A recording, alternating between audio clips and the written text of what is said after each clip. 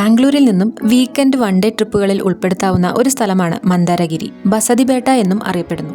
ജൈന ക്ഷേത്രങ്ങളും വിഹാരങ്ങളും അടങ്ങിയ സ്ഥലങ്ങളാണ് ജൈന ബസതികൾ. കർണാടകയിലെ തുംകൂർ ജില്ലയിലാണ് ഇത് സ്ഥിതി ചെയ്യുന്നത്. ബാംഗ്ലൂരിൽ നിന്ന് 70 കിലോമീറ്ററും തുംകൂരിൽ നിന്ന് 20 കിലോമീറ്ററും അകലെയാണ് മന്ദാരഗിരി. 12ാം നൂറ്റാണ്ട് മുതലുള്ള സമ്പന്നമായ ഒരു ചരിത്രമാണ് മന്ദാരഗിരിക്കുള്ളത്. ഈ യാത്രയിലെ ഏറ്റവും വലിയ വെല്ലുവിളിയായി ഞങ്ങൾക്ക് തോന്നിയത് ഇടയ്ക്കിടെയായി പെയ്തുകൊണ്ടിരുന്ന ഈ മഴ തന്നെയാണ്. പക്ഷേ രണ്ടും കൽപ്പിച്ച് മുന്നോട്ട് പോവാം എന്ന് തന്നെയായിരുന്നു ഞങ്ങളുടെ തീരുമാനം. അങ്ങനെ കുറെ ദൂരം ചെന്നു കഴിഞ്ഞപ്പോൾ മഴയെല്ലാം തോർന്നു. ബാംഗ്ലൂർ പൂനെ ഹൈവേയുടെ സൈഡിലായിട്ട് തന്നെയാണ് മന്ദാരഗിരി സ്ഥിതി ചെയ്യുന്നത്. ഈ റൂട്ടിലൂടെ യാത്ര ചെയ്യുമ്പോൾ നമുക്ക് ദൂരെയായി മന്ദാരഗിരി കാണാൻ സാധിക്കും. ഇന്ത്യയിൽ ഉത്ഭവിച്ച ഒരു പുരാതന മതമാണ് ജൈനമതം. 8ാം നൂറ്റാണ്ടിലായിരുന്നു കർണാടകയിലെ ജൈനമതത്തിന്റെ സുവർണകാലം. ഈ കാലത്താണ് നിരവധി ജൈന ബസതികളും ഇവിടെ നിർമ്മിക്കപ്പെട്ടത്. പ്രധാനമായും നോർത്ത് കർണാടകയിലാണ് ജൈന ബസതികൾ ധാരാളമായിട്ടുള്ളത്. ബാംഗ്ലൂർ പൂനെ ഹൈവേയിലൂടെ കുറച്ചു ദൂരം യാത്ര ചെയ്ത് കഴിയുമ്പോൾ റൈറ്റിലേക്ക് ഒരു വഴി കാണാം. ഈ വഴിയിലൂടെ കുറച്ചു ദൂരം യാത്ര ചെയ്യുമ്പോൾ നമുക്ക് മന്ദാരഗിരി ഹിൽസിലേക്ക് എത്തിച്ചേരാം. ദൂരെയായി കാണുന്നതാണ് മന്ദാരഗിരി. മന്ദാരഗിരി കുന്നിന് താഴെയായിട്ടാണ് വളരെ അട്രാക്റ്റീവായിട്ടുള്ള ഗുരുമന്ദിർ സ്ഥിതി ചെയ്യുന്നത്.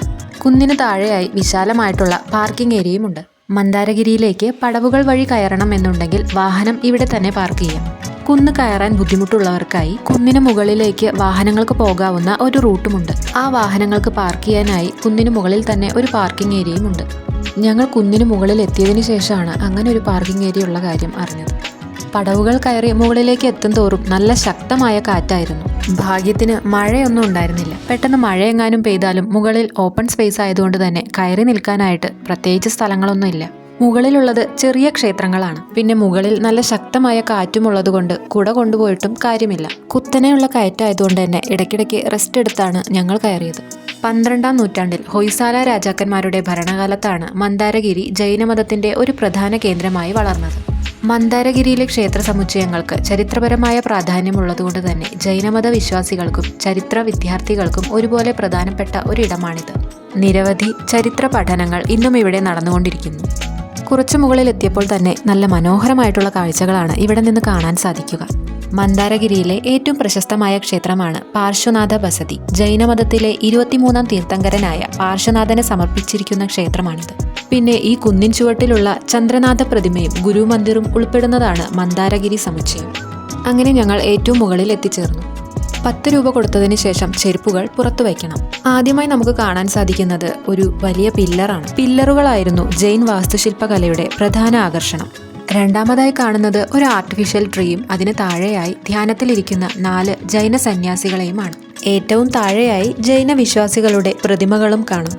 നമ്മൾ ചെറിയ ക്ലാസ്സുകളിൽ പഠിച്ചിട്ടുള്ള ഒരു കാര്യമാണ് ജൈനിസത്തിൽ 24 തീർത്ഥങ്കരന്മാരുണ്ട്, അവർ ഗ്രേറ്റ് ടീച്ചേഴ്സ് ആണ് എന്നൊക്കെ. അവരിൽ ആദ്യത്തെ തീർത്ഥങ്കരനായി വിശ്വസിക്കപ്പെടുന്നത് ഋഷഭനാഥാണ്. 24ാമത്തെ തീർത്ഥങ്കരനാണ് വർദ്ധമാന മഹാവീരൻ. ഈ വർദ്ധമാന മഹാവീരന്റെ മരണത്തിന് ശേഷം 200 വർഷങ്ങൾ കഴിഞ്ഞാണ് മൗര്യ രാജവംശത്തിലെ രാജാവായിരുന്ന ചന്ദ്രഗുപ്ത മൗര്യനും ജൈന സന്യാസിയായിരുന്ന ഭദ്രബാഹുവും ചേർന്ന് കർണാടകയിലെ ശ്രാവണബലഗോളയിലേക്ക് മൈഗ്രേറ്റ് ചെയ്തത്. അങ്ങനെയാണ് സൗത്ത് ഇന്ത്യയിലേക്കും ജൈനമതം വികസിച്ചത് എന്ന് വിശ്വസിക്കപ്പെടുന്നു. അന്ന് സൗത്ത് ഇന്ത്യയിൽ നിലനിന്നിരുന്ന പല്ലവർ, പാണ്ഡ്യർ, ചോളർ, ചാലൂക്യർ, രാഷ്ട്രകൂടർ, ഗംഗർ തുടങ്ങിയ രാജവംശങ്ങളും ജൈനമതത്തിന് പൂർണ്ണ പിന്തുണ നൽകിയിരുന്നു. മഗധയിലുണ്ടായ ക്ഷാമം മൂലമാണ് ഒരു വിഭാഗം ജൈനർ കർണാടകയിലേക്ക് മൈഗ്രേറ്റ് ചെയ്തത്. പിന്നീട് അങ്ങോട്ട് ദക്ഷിണേന്ത്യയിലെ സംഘം കർശനമായ ജൈനമത ആചാരങ്ങളിൽ ഉറച്ചു നിൽക്കുകയും മഗധയിലെ സംഘം കൂടുതൽ അയഞ്ഞ മനോഭാവം സ്വീകരിക്കുകയും അവർ വെളുത്ത വസ്ത്രം ധരിക്കാൻ തുടങ്ങുകയും ചെയ്തു. അങ്ങനെ ശ്വേതാംബരരും ദിഗംബരരും എന്ന് രണ്ടായി ജൈനമതം പിന്നീട് വിഭജിക്കപ്പെട്ടു. ലളിതമായ വെളുത്ത വസ്ത്രം ധരിക്കുന്ന ജൈനരെ ശ്വേതാംബരരെന്നും പൂർണ്ണ നഗ്നതയിൽ വിശ്വസിക്കുന്നതിനാൽ വസ്ത്രം ധരിക്കാത്ത വിഭാഗം ദിഗംബരന്മാരുമായി. അതുകൊണ്ട് ഇവർ തീർത്ഥങ്കരന്മാരുടെ വിഗ്രഹങ്ങളെയും നഗ്നരായി അലങ്കാരങ്ങളില്ലാതെ ധ്യാനത്തിലിരിക്കുന്ന താഴ്ത്തിയ കണ്ണുകളോടെ പ്രതിനിധീകരിക്കുന്നു. ഈ ക്ഷേത്ര സമുച്ചയത്തിന് സമീപം സ്ഥിതി ചെയ്യുന്ന 2 തടാകങ്ങളാണ് മൈതാല കേരെ, പത്മാവതി കേരെ. കുന്നിന് മുകളിൽ നിന്നാൽ അവയുടെയും മനോഹരമായ കാഴ്ച നമുക്ക് കാണാൻ സാധിക്കും. ഏകദേശം 450 പടികളാണ് ഈ കുന്നിന് മുകളിലേക്ക് കൊത്തിയെടുത്തിരിക്കുന്നത്. കുന്നിൽ നിന്നുള്ള കാഴ്ചകളെല്ലാം കണ്ടതിന് ശേഷം ഞങ്ങൾ തിരിച്ചിറങ്ങുകയാണ്. അടുത്തതായി ഗുരുമന്ദിറിലേക്കാണ്. 10 രൂപയാണ് എൻട്രി ഫീസായി വരുന്നത്. സ്കേർട്ട്, ബെർമുഡ പോലുള്ള വസ്ത്രങ്ങളൊന്നും ഇതിനകത്തേക്ക് അലൗഡ് അല്ല. ഗുരുമന്ദിറിന് സമീപമായി ചന്ദ്രപ്രഭ എന്നറിയപ്പെടുന്ന തീർത്ഥങ്കരന്റെ 21 അടി ഉയരമുള്ള ഒരു ഏകശിലാ പ്രതിമ ഇവിടെ കാണാൻ സാധിക്കും. ഈ പ്രതിമയ്ക്ക് സമീപം തന്നെയാണ് മനോഹരമായ ഗുരുമന്ദിറും സ്ഥിതി ചെയ്യുന്നത്. ഈ കാണുന്ന ഗുരുമന്ദിർ അല്ലെങ്കിൽ പീകോക്ക് ടെമ്പിൾ നിർമ്മിച്ചിരിക്കുന്നത് ദിഗംബര സന്യാസികൾ എല്ലായ്പ്പോഴും കൈവശം വയ്ക്കാറുള്ള പിഞ്ചിയുടെ രൂപത്തിലാണ്. അതുകൊണ്ട് പിഞ്ചി ടെമ്പിൾ എന്നും ഈ നിർമ്മിതിയെ അറിയപ്പെടുന്നു. ജൈനരുടെ പ്രധാന തത്വങ്ങളിൽ ഒന്നാണ് അഹിംസ. അതുകൊണ്ട് തന്നെ ജൈന സന്യാസിമാരുടെ യാത്രകളിൽ കാണുന്ന ചെറിയ ജീവജാലങ്ങളെ പോലും യാത്രാമാർഗത്തിൽ നിന്നും മാറ്റി അവയെ നോവിക്കാതെ കടന്നു പോവാനാണ് ഇവർ പ്രധാനമായും കൊഴിഞ്ഞു വീണ മൽപ്പീലി കൊണ്ട് പിഞ്ചി നിർമ്മിക്കുന്നത്. അത്രമാത്രം അഹിംസയിൽ ഉറച്ചു നിൽക്കുന്നവരാണിവർ. ഗുരുമന്ദിറിനകത്ത് ഫോട്ടോഗ്രഫി, വീഡിയോഗ്രഫി ഒന്നും അലൗഡ് അല്ല.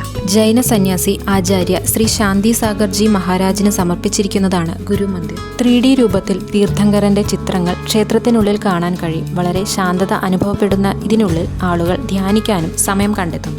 ഗുരു മന്ദിർ വീക്ക് ഡേയ്സുകളിൽ രാവിലെ 6:30 മുതൽ 10 മണിവരെയും വൈകുന്നേരം 3:30 മുതൽ 6 മണിവരെയും, വീക്കെൻഡുകളിൽ രാവിലെ 6:30 മുതൽ വൈകിട്ട് 6 മണിവരെയും തുറന്നിരിക്കുന്നു.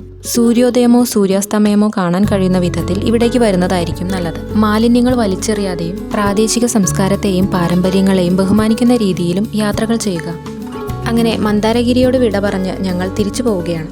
ഇന്നത്തെ യാത്രയെക്കുറിച്ചുള്ള നിങ്ങളുടെ അഭിപ്രായങ്ങൾ കമൻറ്റ് ബോക്സിലൂടെ ഞങ്ങളെ അറിയിക്കാൻ മറക്കരുത്.